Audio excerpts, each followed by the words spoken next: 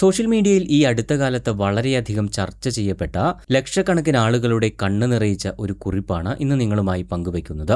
തന്റെ കുട്ടിക്കാലത്ത് സ്കൂളിലെ കഞ്ഞി വയ്ക്കുന്ന ചേച്ചിയുമായി ഉണ്ടായ ആത്മബന്ധത്തിന്റെ അനുഭവ കഥയാണ് ഈ ചെറുപ്പക്കാരൻ പങ്കുവച്ചത്. ഒടുവിൽ വർഷങ്ങൾക്കു ശേഷം ആ ചേച്ചിയെ കണ്ടുപിടിച്ച് യുവാവ് കൊടുത്ത സർപ്രൈസ് കേട്ടാൽ ആരുടെയും കണ്ണൊന്നു നിറയും. യുവാവ് സോഷ്യൽ മീഡിയയിൽ പങ്കുവച്ച കുറിപ്പ് ഇങ്ങനെയാണ്: എന്റെ ഈ തടിയില്ലേ, അത് ഈ ചേച്ചി വിളമ്പിത്തന്ന കഞ്ഞിയും പയറിന്റെയുമാ. അത് പറയാൻ എനിക്ക് നാണക്കേടൊന്നുമില്ല കേട്ടോ. സ്കൂളിൽ നിന്ന് കിട്ടിയ കഞ്ഞിയും പയറും മാത്രമായിരുന്നു ഒരു കാലത്ത് എനിക്കും അമ്മയ്ക്കും ആശ്രയം. ഞാൻ 5ാം ക്ലാസ്സിൽ പഠിക്കുന്ന സമയത്താണ് ശാന്തേച്ചിയെ ആദ്യമായി കാണുന്നത്. ഞാൻ LP സ്കൂൾ കഴിഞ്ഞ് പുതിയ സ്കൂളിലേക്ക് മാറിയ സമയം. ശാന്തേച്ചിയായിരുന്നു സ്കൂളിൽ കഞ്ഞിയും പയറും വെക്കുന്നതും കുട്ടികൾക്ക് വിളമ്പിക്കൊടുക്കുന്നതുമൊക്കെ. കഞ്ഞി കുടിക്കുന്ന പിള്ളേർക്കിടയിൽ എല്ലാ ദിവസവും രണ്ടാമതും പാത്രം നിറയെ കഞ്ഞി വാങ്ങി കുറച്ചുനേരം ഇരുന്നിട്ട് അതുകൊണ്ട് കളയുന്ന വികൃതി പയ്യനെ ശാന്തേച്ചി 2-3 ദിവസമായി ശ്രദ്ധിക്കുന്നുണ്ടായിരുന്നു. ഒരു ദിവസം രണ്ടാമതും കഞ്ഞി വാങ്ങി അത് കഴിക്കാതെ പാത്രവുമായി ഇറങ്ങാൻ നേരം ശാന്തേച്ചി എന്നെ പൊക്കി. എന്റെ കയ്യിൽ കുറച്ച് വേദനിക്കത്തക്ക വിധം പിടിച്ചു നിർത്തി ശാന്തേച്ചി ദേഷ്യത്തോടെ ചോദിച്ചു, നിനക്ക് ആവശ്യമുണ്ടെങ്കിൽ മേടിച്ചാൽ പോരെ, എന്തിനാ മേടിച്ചിട്ട് പാഴാക്കി കളയുന്നത് എന്ന്. ശാന്തേച്ചി കയ്യോടെ പിടിച്ചതിലുള്ള ഞെട്ടൽ കാരണമാണോ അതോ ബാക്കി പിള്ളേരൊക്കെ ഇത് കണ്ടതിലുള്ള നാണക്കേട് കാരണമാണോ എന്തോ എന്റെ കണ്ണുകൾ അന്ന് നിറഞ്ഞൊഴുകി.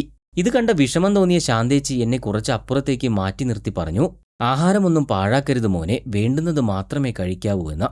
ശാന്തേച്ചി, ഞാനിത് വീട്ടിൽ പോയി കഴിക്കാൻ കൊണ്ടുപോകുന്നതാ. ആ 10 വയസ്സുകാരന്റെ മറുപടി കേട്ട് അന്ന് കുറ്റബോധത്തോടെയുള്ള ശാന്തേച്ചിയുടെ മുഖം എനിക്ക് ഇന്നും ഓർമ്മയുണ്ട്. എന്റെ ചെറുപ്പത്തിലെ തന്നെ അച്ഛൻ ഉപേക്ഷിച്ചതാണ് എന്നെയും അമ്മയെയും. അമ്മ വീട്ടുജോലി ചെയ്താണ് എന്നെ വളർത്തിയത്. അന്നൊന്നും വീട്ടുജോലിക്ക് വലിയ ശമ്പളമൊന്നും കിട്ടുമായിരുന്നില്ല. ശ്വാസമുട്ടുള്ളത് കാരണം അമ്മയ്ക്ക് എന്നും ജോലിക്ക് പോകാനും കഴിയുമായിരുന്നില്ല. അമ്മയെ സഹായിക്കാനാണ് ഞാൻ കഞ്ഞി വാങ്ങി വീട്ടിലേക്ക് കൊണ്ടുപോയിരുന്നത്. വയറ് നിറയെ കഴിച്ച ശേഷം വീണ്ടും പാത്രം നിറയെ വാങ്ങും. എന്നിട്ട് പതിയെ ആരും കാണാതെ കൊണ്ടുപോയി വെള്ളം കളഞ്ഞ് അടച്ചുവെക്കും. അത്യാവശ്യം വലിയ പാത്രമായതുകൊണ്ട് അമ്മയ്ക്കും എനിക്കുമുള്ള ചോറുണ്ടാവുമത്. അങ്ങനെ ചെയ്യുന്ന ആ കാശ് മിച്ചം വെച്ച് പിടിച്ച് അമ്മ എനിക്ക് ഉണക്കമീൻ മേടിച്ചു തരും. അന്ന് ചുട്ടുകഴിച്ച ആ ഉണക്കമീൻ്റെ ടേസ്റ്റൊന്നും ഇന്നത്തെ അൽഫാമിനും ഷവായിക്കും ഒന്നും തരാൻ കഴിഞ്ഞിട്ടില്ല. അന്നു മുതൽ എനിക്ക് സ്കൂളിൽ നിന്നും കഞ്ഞി മോഷ്ടിക്കേണ്ടി വന്നിട്ടില്ല. ഒരു പാത്രം കൂടി കൊണ്ടുവന്നോ, കഞ്ഞി നിറച്ചു തരാമെന്ന് ശാന്തേച്ചി പറഞ്ഞു. അതുകൂടാതെ 10 മണിക്കുള്ള ആദ്യ ഇന്റർവെല്ലിന് സ്കൂളിലെ അടുക്കളയിലോട്ട് ചെന്നാൽ നല്ല ചൂട് പയറും കഴിക്കാൻ തരാമെന്നും പറഞ്ഞു. എല്ലാത്തിനും പുറമെ ആരും അറിയാതെ വീട്ടിലേക്ക് വേണ്ട അരിയും പയറും എനിക്ക് തന്നുവിട്ടിട്ടുണ്ട് ശാന്തേച്ചി.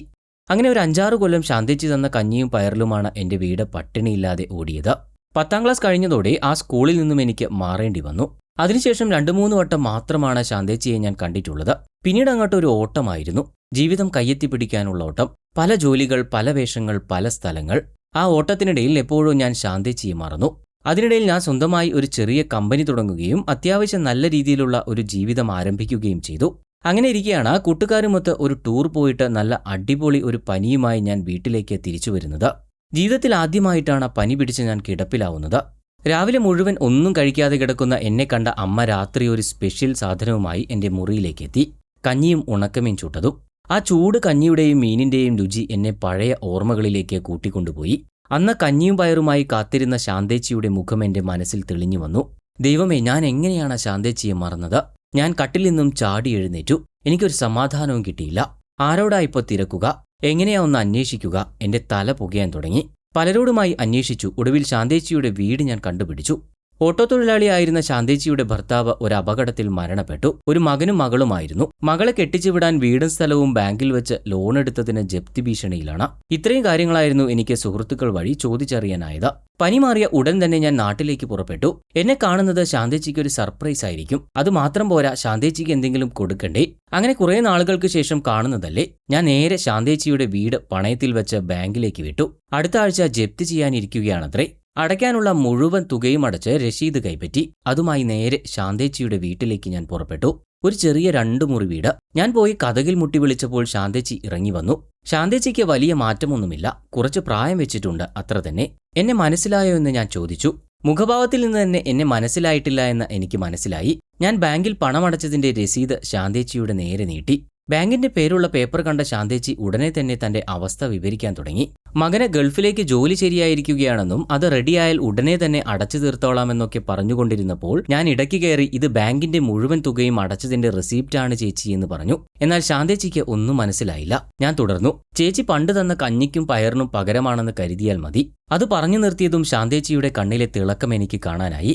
അന്നത്തെ പോലെ ഞാൻ ചേച്ചിയെ ഒന്ന് കെട്ടിപ്പിടിച്ച് കരഞ്ഞോട്ടെ എന്ന് പറഞ്ഞു തീരുന്നതിന് മുന്നേ ശാന്തേച്ചി എന്നെ കെട്ടിപ്പിടിച്ച് കരയാൻ തുടങ്ങിയിരുന്നു. എനിക്ക് നിന്നെ മനസ്സിലായില്ലടാ മോനെ എന്ന് പറഞ്ഞു. കഴിഞ്ഞ ആഴ്ച സ്കൂളിന്റെ അടുത്തുകൂടെ വന്നപ്പോൾ ചേച്ചി എന്നെക്കുറിച്ച് ആലോചിച്ചിരുന്നു അത്രേ. ഞാൻ ചേച്ചിയെക്കുറിച്ച് ഓർത്ത അതേ ദിവസം. ആകസ്മികമോ അതോ അത്ഭുതമോ എനിക്കറിയില്ല. ദൈവമുണ്ടോ ഇല്ലയോ എന്നും എനിക്കറിയില്ല. പക്ഷേ ഇതുപോലുള്ള ചില അവസരങ്ങളിൽ ദൈവമുണ്ടെന്ന് എനിക്ക് തോന്നിപ്പോകും. ഇത്രയും പറഞ്ഞുകൊണ്ടാണ് ഈ കുറിപ്പ് അവസാനിക്കുന്നത്. പലരും ഇത് ഒരു കെട്ടുകഥയാണ് എന്നൊക്കെ പറയുന്നുണ്ട്. എന്നാൽ ഇങ്ങനെയുള്ള അനുഭവങ്ങളിലൂടെ കടന്നുപോയ ആളുകളായിരിക്കും നമുക്കിടയിൽ പലരും. ഇനി ഇതൊരു കഥയാണെങ്കിലും അല്ലെങ്കിലും ഇത് നമുക്ക് നൽകുന്ന സന്ദേശം അത് വളരെ വലുതാണ്.